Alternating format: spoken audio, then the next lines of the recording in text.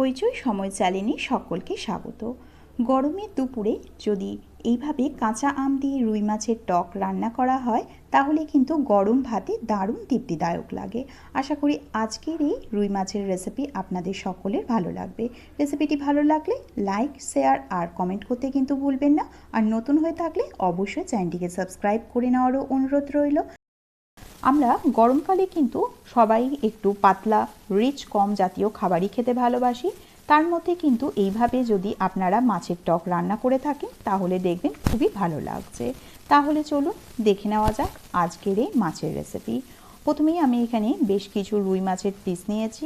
এখন আমি এখানে সামান্য একটু নুন আর সামান্য একটু হলুদ দিয়ে খুব ভালো করে মাছের গায়ের মধ্যে মাখিয়ে নেব। এই রান্নাটা করতে খুব বেশি তেল মশলার প্রয়োজন হয় না, খুব অল্প উপকরণেরই কিন্তু এটা তৈরি হয়ে যায়। আমার এইদিকে নুন হলুদ মাখানো হয়ে গেছে, মাছটার সাইডে সরিয়ে রেখেছি। এই টকটা তৈরি করবার জন্য আমি সামান্য একটু এখানে সাদা সর্ষে বা হলুদ সর্ষে নিয়েছি, ছোটো চামচের 1 চামচ, আর তার সাথে সামান্য একটু জল আর 2টো লঙ্কা দিয়ে এইভাবে আমি একটা মিহি পেস্ট তৈরি করে নেব। কড়াই গরম হতে দিয়েছি, কড়াই খুব ভালোভাবে গরম হয়ে এসেছে, তেলও দিয়ে দিয়েছি সর্ষের তেল। সর্ষের তেল গরম হয়ে এলেই কিন্তু এখানে আমি একে একে সব মাছগুলো দিয়ে নেব। এই রান্নাটা তৈরি করবার সময় সর্ষের তেলই ব্যবহার করবেন। যদি মাছের টকে সর্ষের তেল দিয়ে করা যায় তাহলে সেই মাছের টকের স্বাদটা কিন্তু খুবই ভালো আসে। তাই অবশ্যই আপনারা চাইবেন সর্ষের তেলে মাছটাকে ভাজতে। মাছটা কিন্তু খুব খড়া করে বা লাল করে ভাজবেন না। মাছগুলো আমার ভাজা হয়ে গেছে, সেই মাছগুলোও তুলে রাখলাম। সেই মাছ ভাজা তেলেই আমি একটা শুকনো লঙ্কা আর সামান্য একটু 5 ফোড়ন দিলাম। শুকনো লঙ্কা আর 5 ফোড়নটাকে একটু ভাজা ভাজা করে নেব। অন্যদিকে আমি এখানে আমগুলোকেও কেটে নিয়েছি লম্বা লম্বা টুকরো করে, আর আমের গায়ের মধ্যে হালকা করে একটু খোসা রেখেছি, তাহলে কাঁচা আমের ফ্লেভারটা খুব ভালো পাওয়া যায়। আমগুলোকেও আমি সাইডে সরিয়ে রাখছি। তার সাথে আমি এখানে কিছু মিষ্টি আলু বা রাঙা আলু নিয়েছি। মিষ্টি আলু আর রাঙা আলুকে আমি খুব ভালো করে খোসা ছাড়িয়ে নিয়েছি আর ভালো করে ধুয়ে পরিষ্কারও করে নিয়েছি। যদি মাছের টকে এইভাবে মিষ্টি আলু বা রাঙা আলু দিয়ে রান্নাটা করা হয় তাহলে স্বাদটা কিন্তু আরও দ্বিগুণ মাত্রায় বেড়ে যায়। তাই ফোড়নটা খুব ভালো করে ভাজা হয়ে গেছে আর খুব সুন্দর একটা সুগন্ধও ছেড়ে এসেছে। এখন আমি এখানে সব মিষ্টি আলু বা রাঙা আলুগুলোকে দিয়ে নেব। আর মিষ্টি আলু আর রাঙা আলুগুলো যখন আমি ভাজবো কোনোভাবেই কিন্তু আমি নুন বা হলুদের ব্যবহার এখনই করছি না। নুন হলুদ ছাড়াই আমি 2 মিনিটের মতন এই মিষ্টি আলুটাকে ভেজে নেব, গ্যাসের ফ্লেমটাকে একেবারে লোতে রেখে। খুব বেশি লাল করে ভাজবার একেবারে প্রয়োজন নেই। এই গরমের দিনে আমার অনুরোধ রইল একবারের জন্য হলেও মিষ্টি আলু দিয়ে কাঁচা আমের এইভাবে টক তৈরি করে দেখবেন, স্বাদ কিন্তু সম্পূর্ণ আলাদা হবে। মিষ্টি আলুটা আমার 2 মিনিট পর ভাজা হয়ে গেছে আর ঠিক তারপরেই দিয়ে দিলাম সব কাঁচা আমগুলো। কাঁচা আমটা দিয়েও আরেকবার নাড়াচাড়া করলাম, দিয়ে দিচ্ছি স্বাদ অনুযায়ী নুন আর দিয়ে দিলাম সামান্য একটু হলুদ।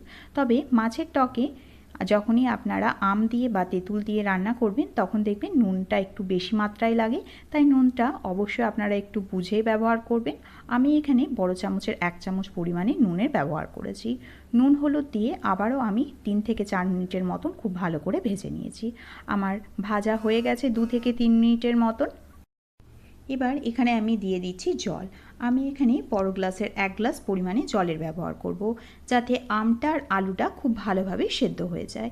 এই রান্নাটা করতে কোনো রকম মশলার প্রয়োজন হয় না, ঘরে থাকা খুব অল্প উপকরণেই কিন্তু রান্নাটা হয়ে যায় আর খেতে হয় দারুণ সুস্বাদু।